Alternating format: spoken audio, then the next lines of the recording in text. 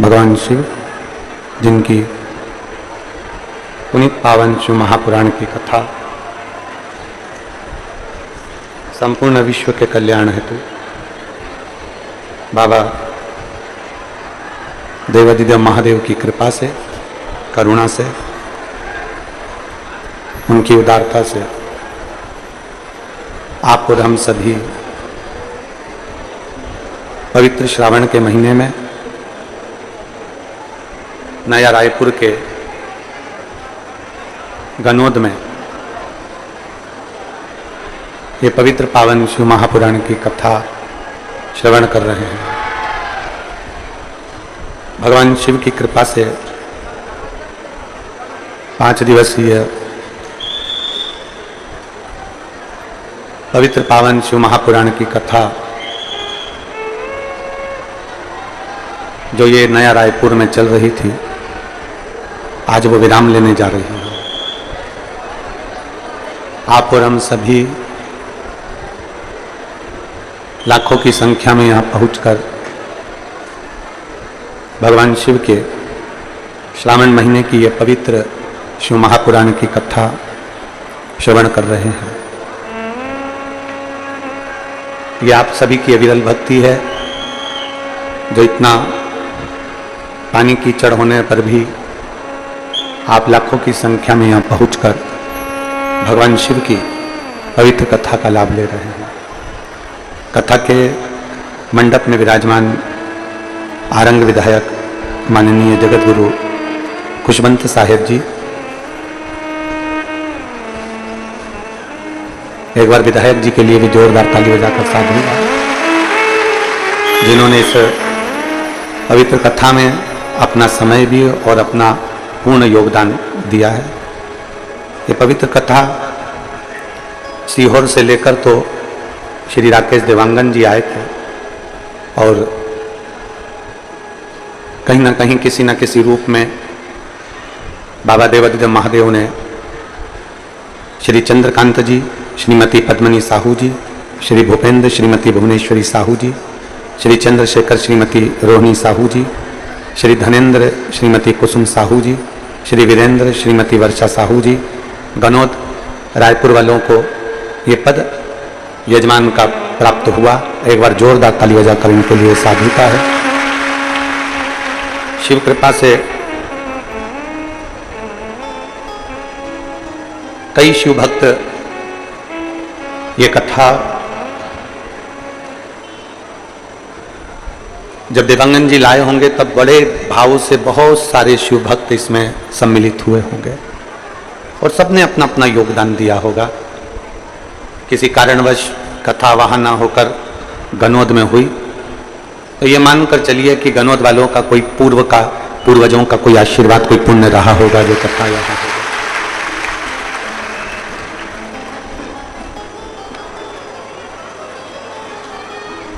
आप सभी ने इस कथा को प्रत्यक्ष अप्रत्यक्ष रूप से सहयोग दिया है।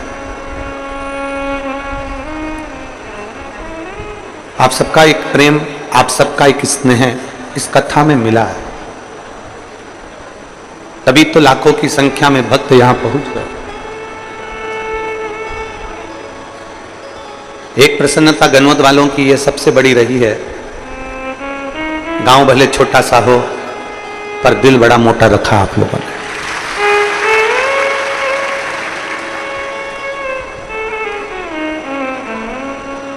कई गनोद की माताओं ने अपने अपने घर से बड़े बड़े बर्तन लाकर यहाँ कहीं भोजन बनाकर भक्तों को पवाया। जब बीच में शुरू के 1-2 दिन भोजन व्यवस्था गड़बड़ हुई तो क्षेत्रवासी ही नहीं, संपूर्ण क्षेत्रवासी इसको अपने भाव से संजो लिए। शिव परीक्षा बहुत लेते हैं। परीक्षा केवल आपकी ही नहीं होती, परीक्षा सीहोर वाले महाराज की भी बहुत होती है। शंकर परीक्षा बहुत लेते हैं। परीक्षा की जब घड़ी आती है तब उस परीक्षा की घड़ी में अगर आप घबरा गए तो वोमिटिंग चालू हो जाती है, परीक्षा देते देते सिर दर्द होने लगता है, तकलीफें आने लगती है।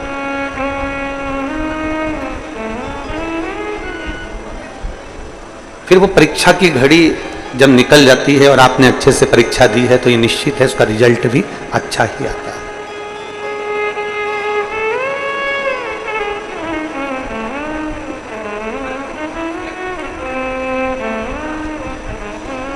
यहां झारखंड वाली जीजी बैठी हुई है, जमशेदपुर वाली, कहाँ है? खड़ी हो।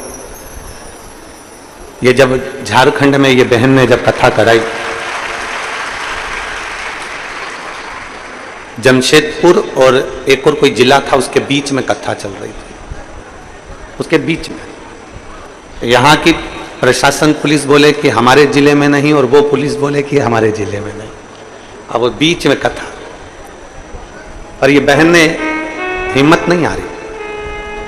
सीहोर जाकर इसने कथा ली और कथा लेने के बाद सारे क्षेत्रवासियों ने कहा कि इतना बड़ा पंडाल लगा दिया आपने, झारखंड में तो इतनी बड़ी कथा कभी हुई नहीं। और कैसे क्या मालूम पड़ा कि मैं झारखंड पुलिस को भी धन्यवाद दूंगा कि दोनों जिले की पुलिस ने एक साथ उस कथा को संभाल लिया। साधुता है इसके लिए, मैं धन्यवाद देता हूं बहन आपको, बहुत बहुत साधु। और शिव कृपा के बिना कुछ नहीं हो सकता, शंकर की करुणा के बिना कुछ नहीं हो सकता। एक विश्वास अपने भीतर रखोगे तो कार्य की सफलता जरूर मिलती है। जजमान महोदय चंद्रकांत श्रीमती पद्मनी साहू जी और उनका पूरे चारों भाई और उनके घर में निवास करने वाले सभी परिवारजन, माता आदि जो भी हैं, सबको मैं इनसे कहूंगा कि शादी में आपने लाखों रुपए खर्च करे हों, बहू भी अच्छी लाए हो, बेटा भी अच्छा है, पोता पोती सब अच्छे हैं, सब कुछ अच्छा है, पर शादी में जो तुमने खर्च करा वो वापिस तुम्हारे पास में नहीं आएगा।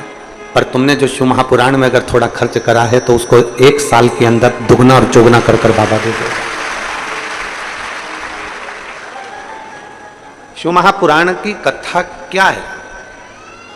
शिव महापुराण क्या कहती है? यहाँ दिनेश साहू जी बैठे हैं, अच्छा यहीं बैठे, दिनेश जी बैठे हुए हैं साहू जी। इन्होंने जब हाले कोसा कथा करवाई थी, हाले कोसा में, बहुत पहले की बात है, हाले कोसा में जब कथा हुई थी तब छोटे स्वरूप में, छोटे स्वरूप, और बाबा की कथा से और बाबा की भक्ति से ऐसे जुड़ गए, ऐसे जुड़ गए, ऐसे जुड़ गए कि बाबा ने शिव कृपा इनके ऊपर बना कर रखी। और ये हर पल एक ही बात कहते हैं, हाले कोसा कथा करना है गुरुजी, हाले कोसा कथा करना। कुछ शिव भक्त आप में से ऐसे हैं, कुछ शिव भक्त जो बिना स्वार्थ के कथा का जनमानस की सेवा कर रहे हैं। जैसे आपके पंडाल में एक फोटोग्राफर ऐसा है छत्तीसगढ़ का, जो कई कथा में निशुल्क जजमान को फोटो खींच कर देता। कहाँ है वो? आजा आजा आजा आजा आजा। ये ऐसा फोटोग्राफर है जो छत्तीसगढ़ की प्रत्येक कथा में ये फोटो खींचता हुआ मिलेगा और जजमान को निशुल्क फोटो प्रदान करता है प्रत्येक कथा का। कोई फोटोग्राफर आए चाहे ना, ये छत्तीसगढ़ का बेटा है। कई एक मालूम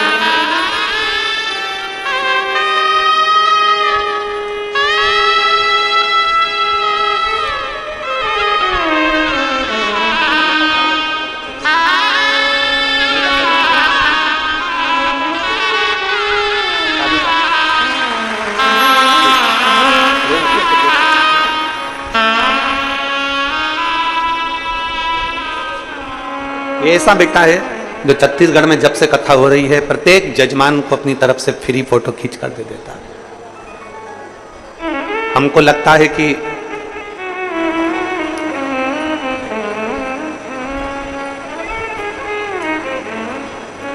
जैसे राम जी को जिसके पास जो होता था वो दे देते थे, जिसके पास में फल होता था तो फल, फूल होता था तो फूल, और भोजन होता था तो भोजन दे देते थे। ऐसा छत्तीसगढ़ हमारा, ये छत्तीसगढ़ महतारी ऐसी है जिसमें जन्म लेने वाला एक एक बच्चा बच्चा शिव के लिए समर्पित है।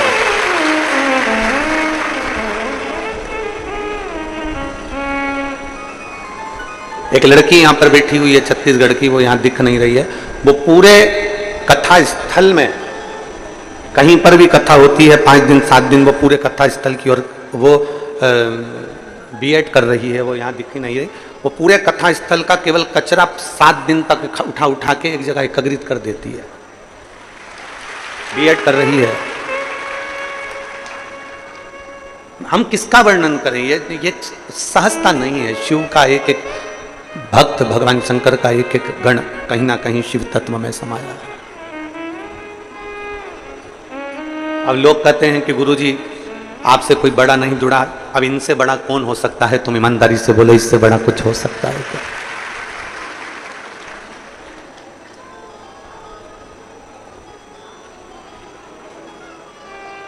देवताओं में और शिव में एक अंतर बहुत बड़ा है। भगवान राम जी की शादी हुई, नारायण भगवान की शादी हुई, ब्रह्मा जी का विवाह हुआ, इंद्रदेव का विवाह हुआ, भगवान कृष्ण का विवाह हुआ, बहुत सारे देवी देवताओं का विवाह हुआ। सारे विवाह में सारे देवताओं को बुलाया गया, सारे बड़े बड़े अतिथियों को बुलाया गया। केवल एक शंकर जी का विवाह ऐसा था जिसमें भूत प्रेत डाकनी पिशाचनी और रुद्रगणों को बुलाया गया था, सबको।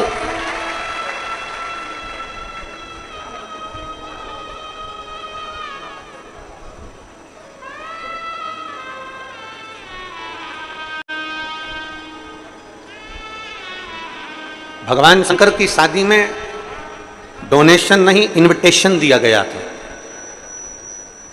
भगवान शंकर की शादी में डोनेशन नहीं, इनविटेशन दिया गया कि आप हमारे घर की शादी में आइए। और आपसे भी निवेदन है मेरा, हम इस व्यासपीठ से आपसे कहेंगे कि आप शिव जी के मंदिर में जब भी जाओ तो कुछ देव चाहे मत दो, पर निमंत्रण जरूर दो। किसको? जम के बोलो, निमंत्रण किसको? देवाधिदेव महादेव। आप डोनेशन दें ना दें, आप धन दें ना दें, आप संपदा दें ना दें, आप बहुत सारा भोग दें ना दें, बहुत सारा प्रसाद दें ना दें, आप पंचामृत बाबा को दें ना दें, आप बाबा को बेलपत्र दें ना दें, पर बाबा को निमंत्रण जरूर दें। निमंत्रण प्रतिदिन जब मंदिर से आओ तो नंदी के कानों में कहकर आओ, मेरे पास में देने के लिए कुछ भी नहीं है, छोटा सा झोपड़ा है, छोटा सा घर है, पर मेरे बाबा का मैं इंतजार करूंगी। एक प्रदोष नहीं तो दूसरा प्रदोष, एक शिवरात्रि नहीं तो दूसरी शिवरात्रि, एक सोमवारी नहीं तो दूसरी सोमवारी, एक श्रावण नहीं तो दूसरा श्रावण, मेरे बाबा मेरे घर जरूर आए, मेरे बाबा मेरे यहाँ। वो आप और हम एक लाइन गुनगुनाते हैं। कभी फुर्सत हो तो डमरूधर निर्धन के घर भी आ जाना, जो रूखा सूखा दिया उसका ही भोग लगा जाना। हमारे पास में ना चांदी सोने की चौकी है, हमारे पास में ना मखमल की गादी है। तेरे भक्त बैठे काय पर हैं? काय पर बैठे हो? आप सबने अपना अपना पन्नी पॉलीथिन बिछा बिछा कर, बोलो सही है कि गलत है? अपना अपना घर से एक एक पन्नी, एक एक पॉलीथिन, एक एक कुछ आसन लेकर आ गए, दरी लेकर आ गए, उसको बिछा कर बैठे हो। मेरे पास में चौकी नहीं,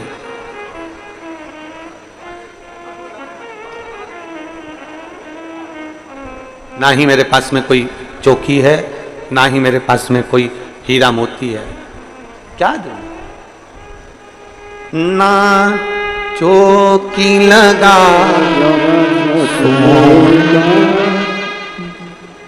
ना छत्र बना सका सोने का, ना घर जो सूखा दिया हमें उसका भोग लगा। मेरे शंभू, आप लोगों से हम हमेशा कहते हैं कि अपने साथ एक छाता लेकर आओ, एक बिछाने का आसन लेकर आओ, पानी की बोतल लेकर आओ, जिससे भोले बाबा को भी मालूम पड़े।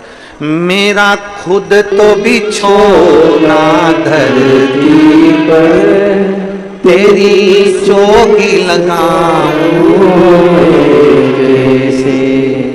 आप भी बोलो, मेरा खुद तो बिछोना धरती पर तेरी सेज सजाऊं मेरे से। कभी फुर्सत हो तो डमरू निर्धन के आ जाना। जो रूठा सूखा दिया हमें उसका भी भोग लगा जाना। जो तुमने दिया है हम वही समर्पित कर।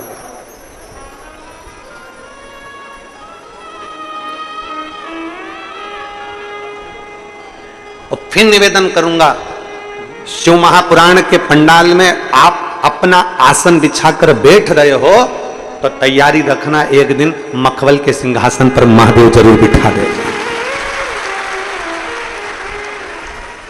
वो कब उठाता है, कहां बिठाता है, कैसे उठाता है, कैसे बिठाता है, ये किसी को नहीं मालूम पड़ता, किसी को नहीं मालूम पड़ता। कब बिठाएगा, कैसे बिठाएगा, कहां बिठाएगा, ये उसके ऊपर निर्भर करता।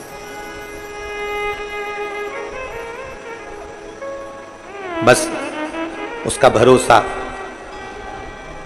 समुद्र की लहरों जैसे बनो और समुद्र के जल जैसे मत बनो।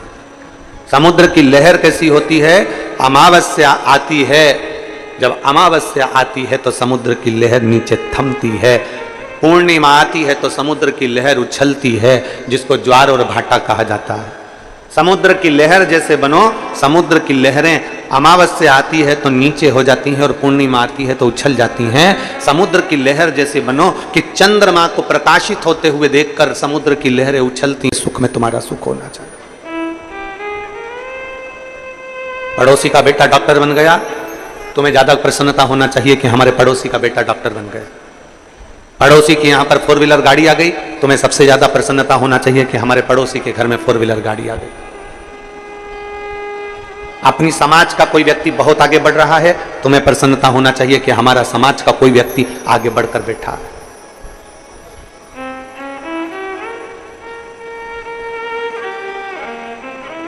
अपने समाज का व्यक्ति, अपने धर्म का व्यक्ति आगे बढ़ रहा है तो उसको बढ़ाने का प्रयास करिए।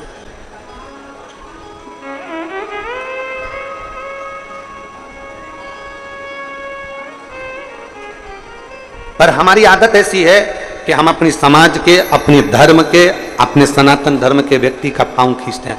कोई धर्म ऐसा नहीं है कि अपने धर्म के व्यक्ति का पांव खींचता हो, केवल एक अपना व्यक्ति एक ऐसा है जहां पर लोग आगे बढ़ रहे हैं तो पांव खींचने का प्रयास करें। हम क्यों नहीं प्रयास करें कि हम आगे बढ़ाएं?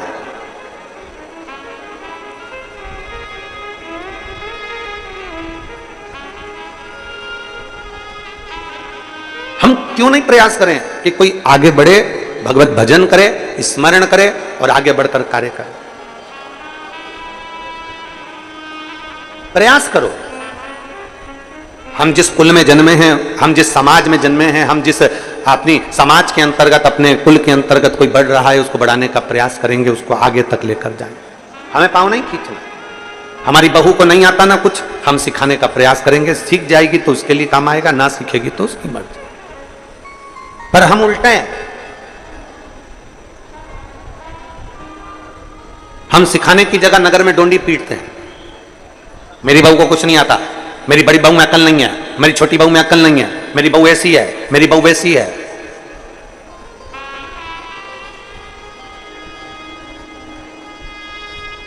किसी के कर्म को कान में जाकर बताया जाए, वो परिवार के लोग होते हैं।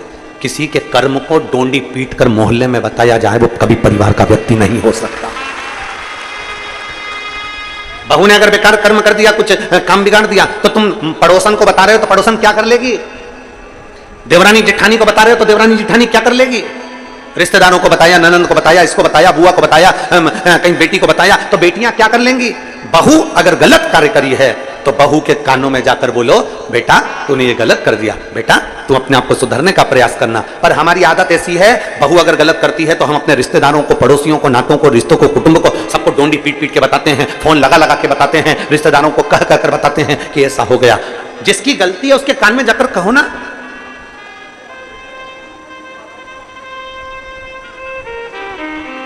लाइट चली गई तुम्हारे घर की, लाइट चली गई तुम्हारे गांव की, किसको कहोगे? बोलो, जम के बोलो जरा। विधायक जी को फोन लगाओगे कि महाराज हमारे यहाँ की लाइट चली गई? नगर पालिका अध्यक्ष को फोन लगाओगे कि हमारी लाइट चली गई? महापौर को फोन लगाओगे कि हमारी लाइट चली गई? सरपंच को फोन लगाओगे कि हमारी लाइट चली गई? पंचायत अध्यक्ष को फोन लगाओगे? किसी पार्टी के अधिकारी को फोन लगाओगे कि हमारी लाइट चली गई? अगर लाइट गई है तो तुम्हारे पास में बिल है, उस बिल में से लाइटमैन का नंबर निकालो और नंबर निकाल के उस लाइटमैन को फोन लगाओ कि जहां से लाइट चलती है कि हमारी लाइट चली गई है। उसको कहो, लाइट वो सुधारेगा, कोई दूसरा नहीं सुधारेगा। पानी नहीं आ रहा है तब नगर निगम को फोन लगाओ, कोई काम है तो उसको फोन लगाओ। परंतु अपन सबने एक सोच बनाकर रखी, एक सोच, एक विचार।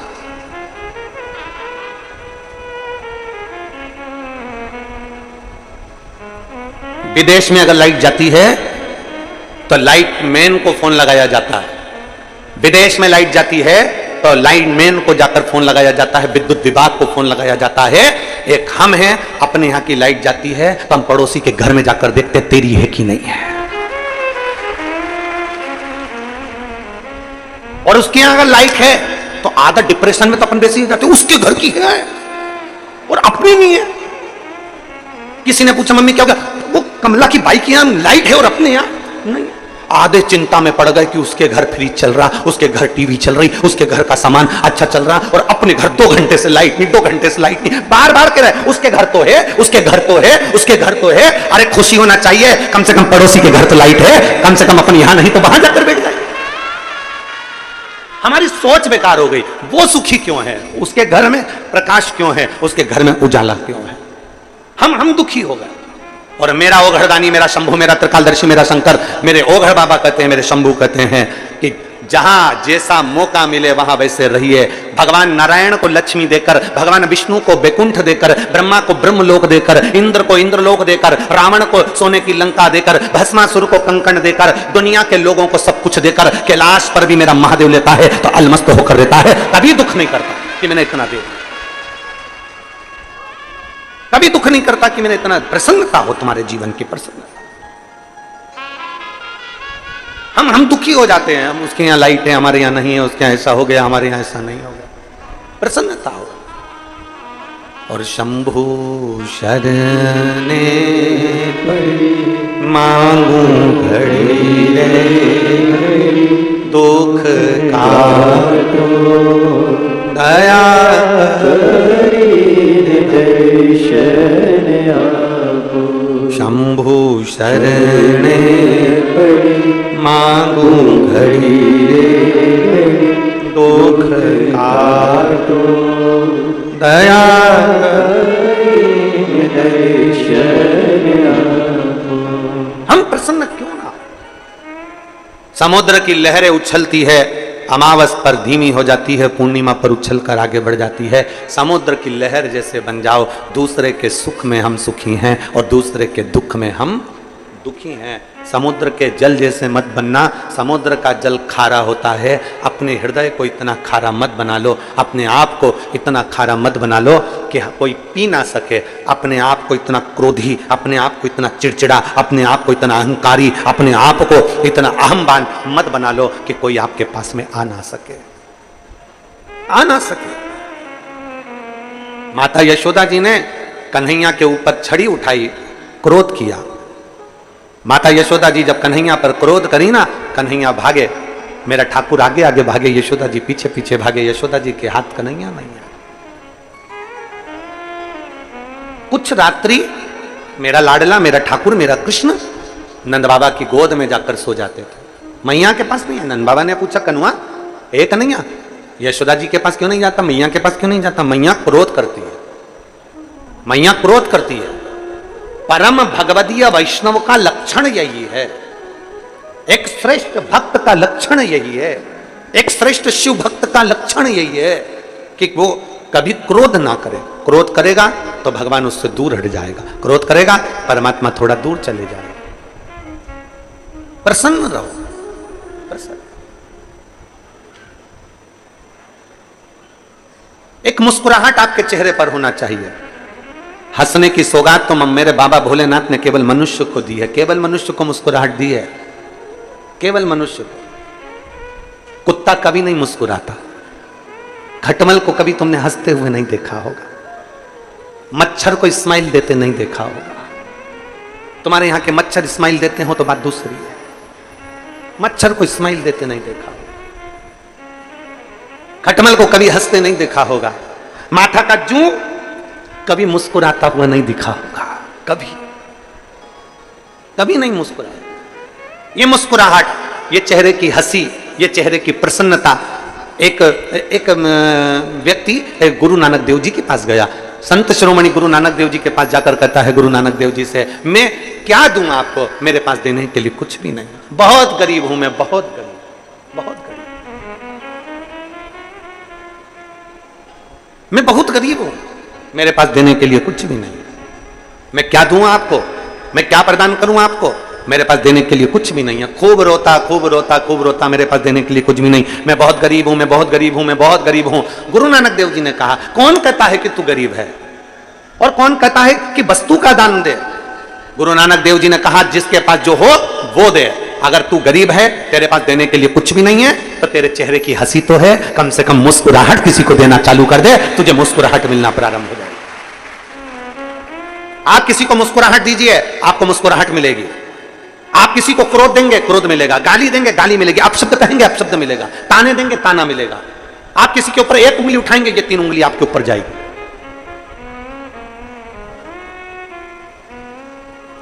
कई घर की माताएं ऐसी होती हैं जिनके चेहरे पर बिल्कुल हंसी नहीं होती है, कई पुरुष ऐसे होते हैं, कई जीजी ऐसी होती हैं, कई जीजा ऐसे होते हैं जिनके चेहरे पर स्माइल नहीं होती। जब भी वो रहेगी तो इतने गुस्से में रहेगी, उसके चेहरे पर मुस्कुराहट आती नहीं, उसके चेहरे पर प्रसन्नता आती नहीं।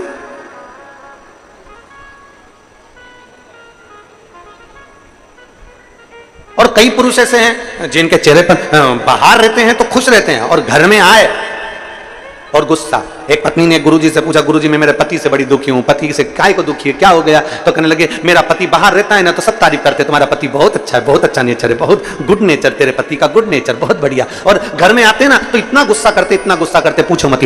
गुरुजी ने कहा काम कर, तेरे पति को लेके आ। अब वो अपने पति को लेकर आ गई। गुरुजी को पति ने प्रणाम करा और इतने में गुरुजी ने कहा, एक बात बता कि सारे मोहल्ले के लोग तेरी तारीफ करते हैं, सारी दुकान के लोग तेरी तारीफ करते हैं, सारे नौकर तेरी तारीफ करते हैं, और तू घर में आकर इतना गुस्सा क्यों करता है? तो इतने में पति बोला, पहले इसको बाहर निकालो फिर बताऊंगा, पहले मेरी पत्नी को बाहर निकालो फिर बताऊंगा मैं गुस्सा क्यों करता हूं। गुरुजी ने उसकी पत्नी से कहा, चल तू बाहर निकल।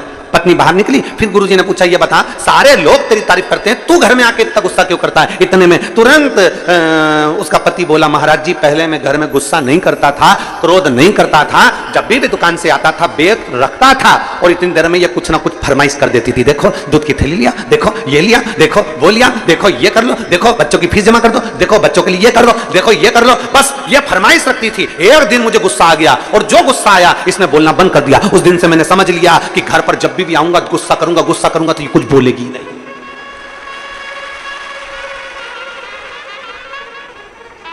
अब उसने कहा, महाराज तुम बताओ कि क्रोध करूं कि नहीं करूं? महाराज खुद चक्कर में पड़ गए। महाराज जी ने कहा, अच्छा हुआ तूने मुझे ज्ञान दे दिया, मैं भी ऐसे ही करूंगा। पर यह श्रेष्ठता नहीं है, इसको श्रेष्ठता नहीं कहते हैं। श्रेष्ठता वो है कि आपके चेहरे की स्माइल, आपके चेहरे की प्रसन्नता आधे से ज्यादा, हमने पहले भी कथा में कहा, तुम्हारे जीवन में कितना भी दुख हो, शंकर जी के मंदिर में मुस्कुरा कर जाना, प्रसन्न होकर जाना। तो भगवान शंकर और पार्वती आपस में बात करेंगे कि कैसा है, कितना दुख है इसकी किस्मत में, कितनी तकलीफ है इसको, और उसके बाद भी मेरे मंदिर में एक लोटा जल चढ़ाने आता है तो खुश होकर आता है। जब भी मंदिर में आती है बड़ी प्रसन्न होकर आती है, चिल्ला चिल्ला के गाती है, श्री शिवाय नमस्तुभ्यम, श्री शिवाय नमस्तुभ्यम, हर हर महादेव, कहीं भजन गाती है, भोला सब दुख काटो महारा। इतना तकलीफ होने के बाद भी ये मेरे मंदिर में मुस्कुरा कर आती है। इतने में शंकर भगवान पार्वती से कहेंगे, इतना दुख होने पर भी लोग मंदिर में रो कर आते हैं पर ये मुस्कुरा कर आती है। आज से मैं वर देता हूं, जितनी तेरे चेहरे पर स्माइल ऐसी बनी रहे और तू खुश हो रहे, दुख कट जाए। प्रसन्नता दुख को काट देती है। प्रसन्नता दुख को समाप्त कर देती है। पर हमारी आदत है, हम जब भी भजन में, कीर्तन में, मंत्र में, सुंदरकांड में, रामायण में, गीता में, हम कोई सत्यनारायण जी की कथा में, हम भगवान की कथा में जब भी जाते हैं तो ऐसे जाते हैं जैसे गुमशुदा तलाश केंद्र, एकदम बोलते प्रसन्नता रहती है। तुम बड़ा बड़ा आयोजन, कभी बड़े बड़े आयोजन में गए हो आप लोग? अरे बोलो तो समझे, गए हो बड़े आयोजन में? सारे राजनेता सोफा लगा लगा के बैठ जाए ऐसे ऊपर मंच के ऊपर, बहुत बड़े बड़े लोग बैठ जाएं, बड़े बड़े मंत्री संतरी कलंतरी मिनिस्टर आदि बहुत अधिकारी लोग सब सोफे पे बाहर स्टेज के ऊपर बैठ जाएं। अब तुम देखना कोई भी बात होगी ना, एक भी उस सोफे पे तुम्हें मुस्कुराता नहीं दिखेगा, सब ऐसे दिखेंगे जैसे मुसद्दी लाल, सब चुप मौन। आयोजन में आए हो, इतनी पब्लिक के सम्मुख में पहुंचे हो, तुम किसी भी पद पर हो, कुछ नहीं दे सकते, अपने चेहरे की स्माइल दीजिए। लोगों को अगर स्माइल भी दे दी तो वो प्रसन्नता तुम्हें मिलती है, वो प्रसन्नता दीजिए, वो चेहरे की खुशी दीजिए। मैं छत्तीसगढ़ शासन के माननीय मुख्यमंत्री श्री विष्णुदेव साय जी को मैं धन्यवाद दूंगा। जब भी उनको हमने मंच पर देखा, जब भी व्यासपीठ के नज़दीक में देखा, या जब भी किसी से बात करते देखा, हम जब राजिम में गए थे, यहाँ राजिम के भैया लोग भी बैठे हुए हैं जिन्होंने इस कथा में बहुत सहयोग प्रदान किया है, उनको बहुत साधुता। तो हम जब राजिम में गए थे कुंभ के मेले में, राजिम कुंभ में, तब हमने देखा था, हम तो पीछे रह गए थे, वो आगे आगे चल रहे थे, पर जितनों से भी मिल रहे थे उनकी प्रसन्नता उनके चेहरे पर थी। इतनी स्माइल होना चाहिए आपके चेहरे पर।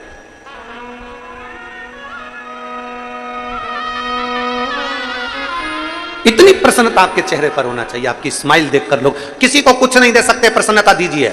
शिव महापुराण की कथा कहती है चावल दिया तो चावल मिलेगा।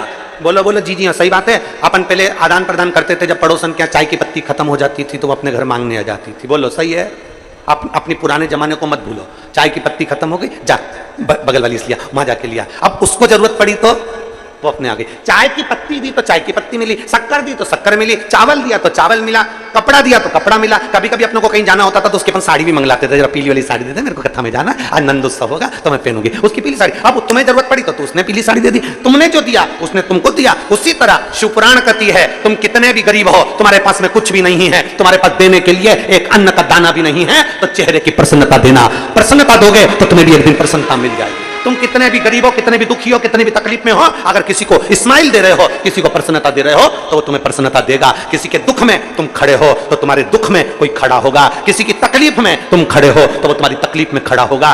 तुम बन सके तो किसी के लिए अच्छा करने का प्रयास करो। जब तुम अच्छा दोगे, अच्छा मिलेगा।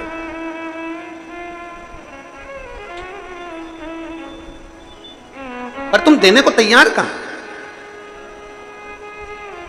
मेरा खुद तो बिछोना धरती पर, तेरी सेज सजाऊं।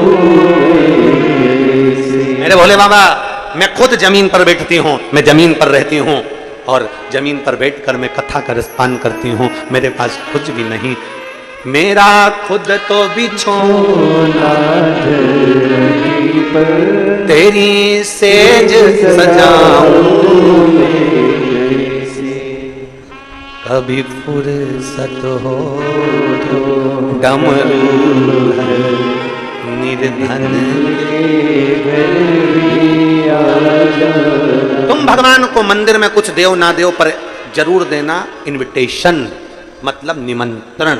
किसको बोलोगे? नंदी को। शंकर जी को हाथ जोड़कर प्रार्थना कर आना। रोज घूमने जाते हो, शाम का समय तुम्हारा रोज भ्रमण का है। 33 कोटि देवता में केवल एक देवता ऐसे हैं जो अपनी धर्म पत्नी के साथ रोज भ्रमण पर जाते हैं।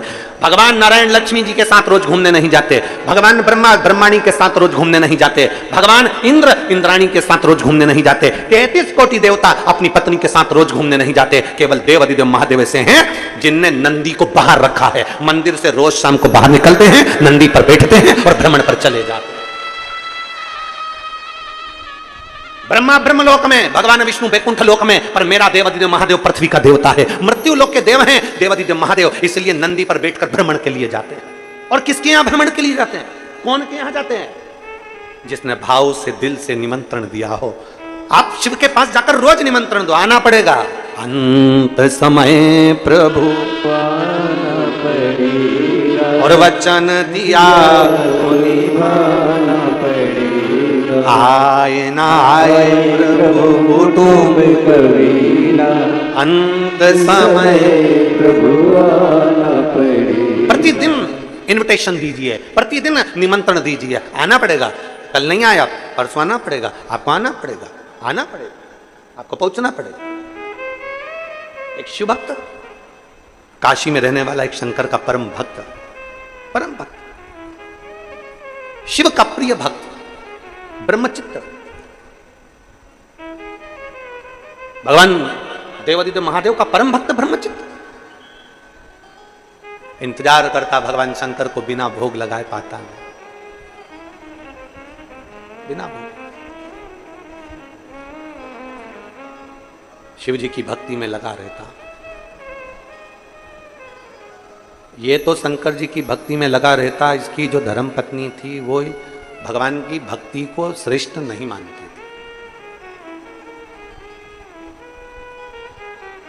ऐसा समय आया, ब्रह्मचित्त भगवान शंकर की भक्ति में लगा, शिव जी की आराधना करता, शंकर का गुणगान करता, शिव को बेलपत्र दुर्वा सब समर्पित करता, श्रृंगार करता। कोई कहीं शंकर की कथा मिल जाती, वहां जाके बैठ जाता, वहां सेवा करता रहता।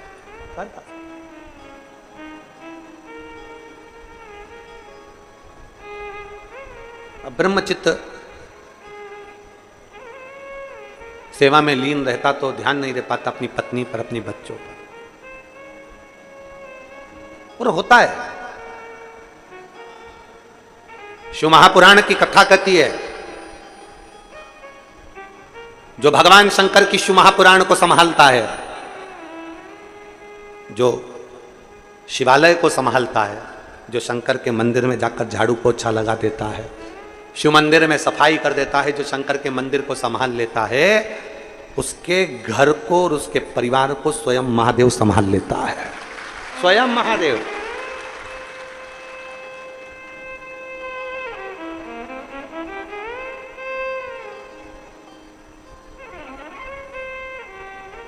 आप शंकर को संभालो, आप शंकर का मंदिर संभालो, आप शिव महापुराण की कथा संभालो, आप भगवान की भक्ति संभालो, महादेव तुम्हें संभाले, तुम संभालो उसको।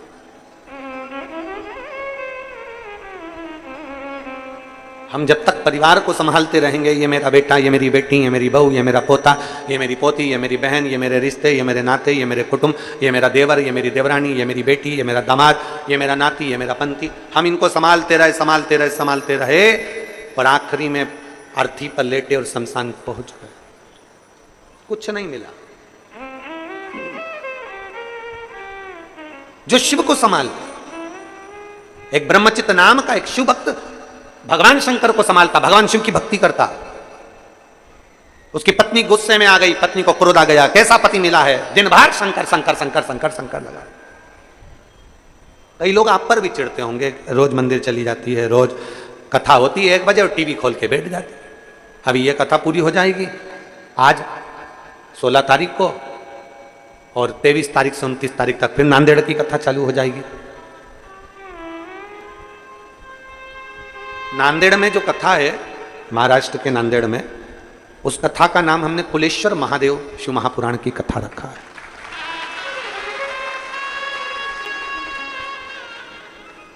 उस कथा का नाम कुलेश्वर महादेव रखा है। उस कथा में हम जानेंगे कि हमारे घर के कुल देवता, हमारे घर के कुल देवी, हमारे घर के कुल भैरव, हमारे घर का कुल देवी देवता कौन सा है, और उस कुल देवता को प्रसन्न कैसे किया जा सकता है, कुल देवी को प्रसन्न कैसे किया जा सकता है, कुल भैरव को प्रसन्न कैसे किया जा सकता है। और जिसके घर के लोगों को नहीं मालूम कि हमारी कुल देवी नहीं, कुल देवता नहीं, हम किसको माने, उसके लिए वो कुलेश्वर शिव महापुराण की कथा नांदेड़ की पवित्र भूमि से अपन श्रवण करेंगे 1 बजे से 4 बजे तक, 23 से 29 अगस्त तक उसको सुनेंगे।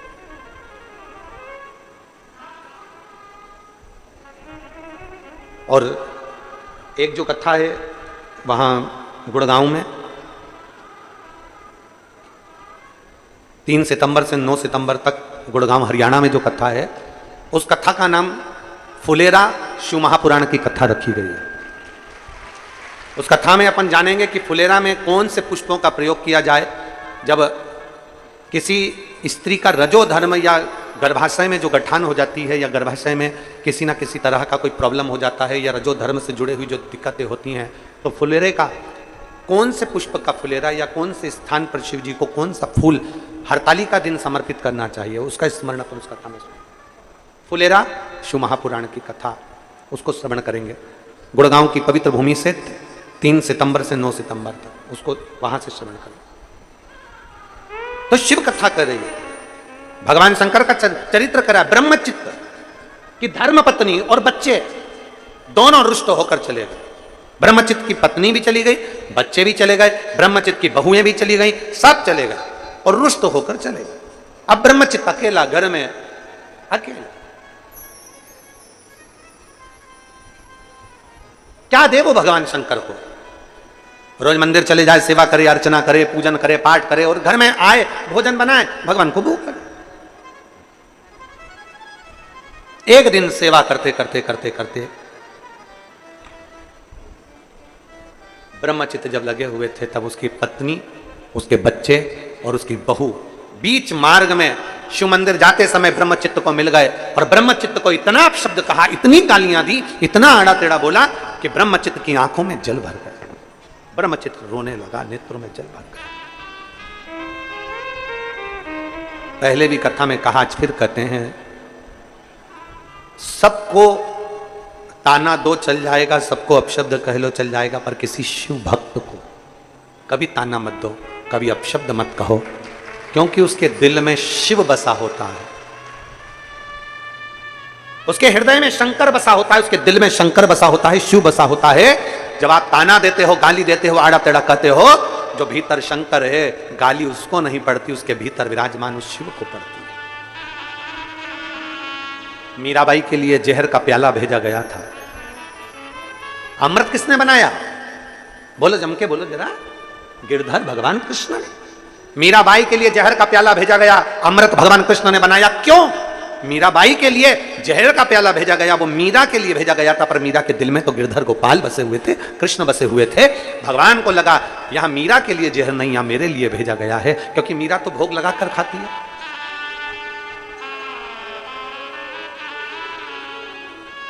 मीरा तो समर्पित कर पाती। सांप का पिटारा भेजा गया तो भगवान को लगा मीरा तो भगवान को माला पिनाकर फिर पहनती है, जो भेजा गया है वो मेरे लिए भेजा गया है, इसलिए भगवान ने अमृत बना दिया, सांप के पिटारे को फूल की माला बना दी। ये सब कुछ भगवान करते रहे। तो यहां शास्त्र कह रहा है, अगर कोई शिव भक्त को गाली देता है, शिव भक्त पर अपशब्द करता है, शिव भक्त पर उंगली उठाता है, तो भगवान शंकर उसके दिल में बैठे होते हैं, उनकी भी आंखों में जल भर आता है और उसका जवाब शिव भक्त नहीं देता, उसका जवाब तो एक दिन मेरा ओ घरदानी, मेरा शंकर दे ही देता है, आता है। और मेरे बाबा दया करना, मैं तेरे भरोसे हूँ, मेरे बाबा दया कर, सब बोलिए, मैं तेरे भरोसे हूँ, ना घर के भरोसे हूँ, ना परिवार के भरोसे हो, ना घर के भरोसे हो, ना परिवार के भरोसे हो, मेरे बाबा दया करना,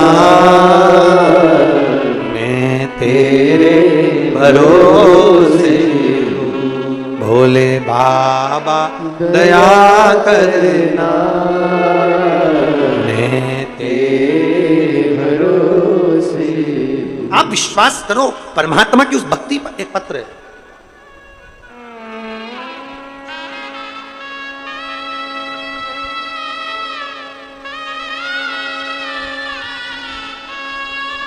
गजानन कुमार कौशिक, ग्राम बिदबिदा, पोस्ट आरा सरगांव, जिला मुंगेली, छत्तीसगढ़ का रहने वाला हूँ। आप ही हैं? ऐसे हाथ हिला दो।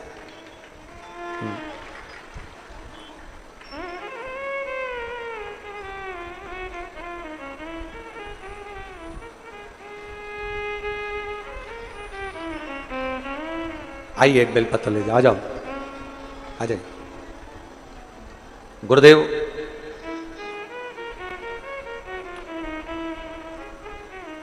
मैं गजानन कुमार कौशिक, ग्राम विदविदा, पोस्ट आरस गांव, जिला मुंगेली का रहने वाला हूँ। मेरा मोबाइल नंबर यह है। मेरी धर्मपत्नी सत्यावती कौशिक आस्था टीवी पर आपकी कथा सुनती है। मंदिर जाकर एक लोटा जल चढ़ाना उसने आपकी कथा से सीखा है। मंदिर में झाड़ू लगाना, पोछा लगाना आपकी कथा से प्रारंभ किया है। गुरुदेव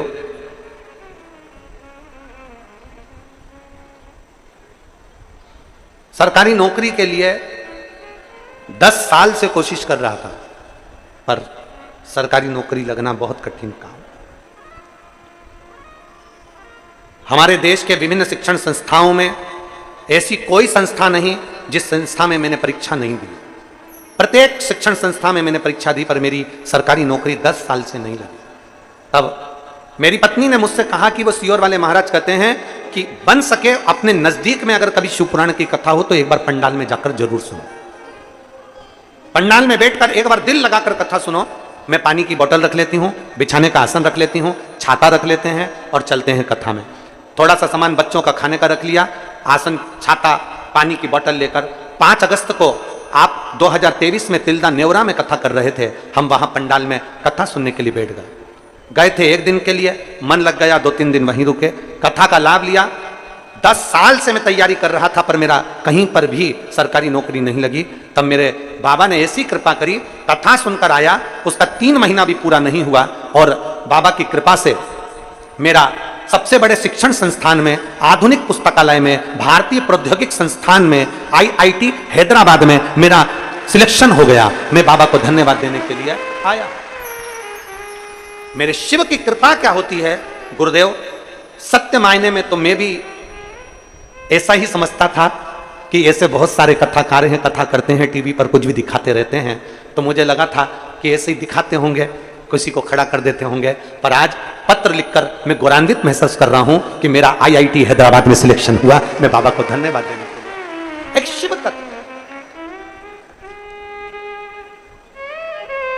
इनका ज्वाइनिंग लेटर भी उन्होंने पीछे लगाया है शिव की कृपा से। एक शिव तत्व शंभु, और लाइन अच्छी लिखी है, आप और हम सब गुनगुनाए कि लुटा दिया भंडार काशी वाले ने, कर दिया माला काशी वाले ने। उसकी कृपा, उसकी उदारता, उसकी दया।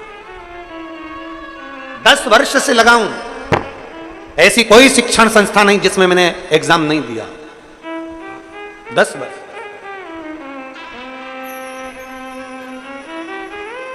मेहनत, जितने भी शिव भक्त कथा को सुन रहे हैं, जितने बेटा बेटी कथा को सुन रहे हैं, हमारे सीहोर शहर के भी आसपास के जितने बेरागढ़, भोपाल, अमलाय, कोठरी, आष्टा, देवास, भैरुंदा, काला पीपल, सुजालपुर, शाजापुर, जितने आसपास के क्षेत्र के भी सुन रहे हैं, उनसे भी कहूँगा 17 तारीख, मतलब आज 16 है, कल 17 है, 17 तारीख को कावड़ भराएगी बाबा की सुबह 9 बजे। शनि प्रदोष है, साथ में आप और हम सब चलें। आप दिल से बाबा से एक बार साथ में मिलकर जल चढ़ाओ और बाबा से प्रार्थना करो, देखें अगली कांवड़ तक मेरा बाबा तुम्हें देता है कि नहीं देता। आ जाओ।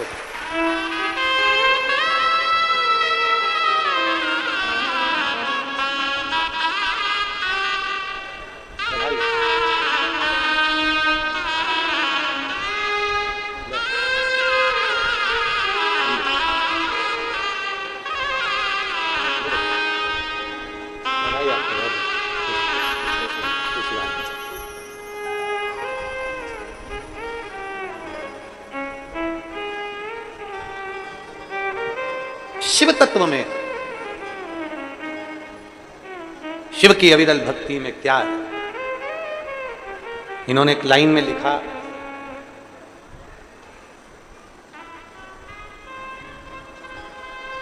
जैसे और आते हैं टीवी पर और बोलते हैं, हम समझे थे कि आपका भी ऐसा ही होगा, पर आपने कहा था पंडाल में बैठकर अगर कुछ मांगा जाता है तो शिव खाली नहीं भेजता, 3 महीने में देता जरूर है। वो दिया, देता जरूर।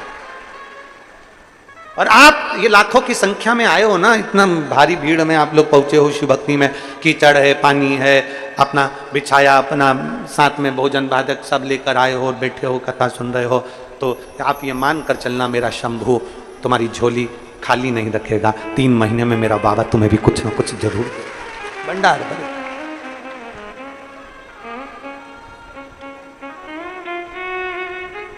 वो खाली नहीं रखता। और जब हमारा विश्वास प्रबल हो जाए, हमारा भरोसा जब प्रबल हो जाए, तो शिव क्या ना है, शिव क्या ना, शिव क्या ना प्रदान करे।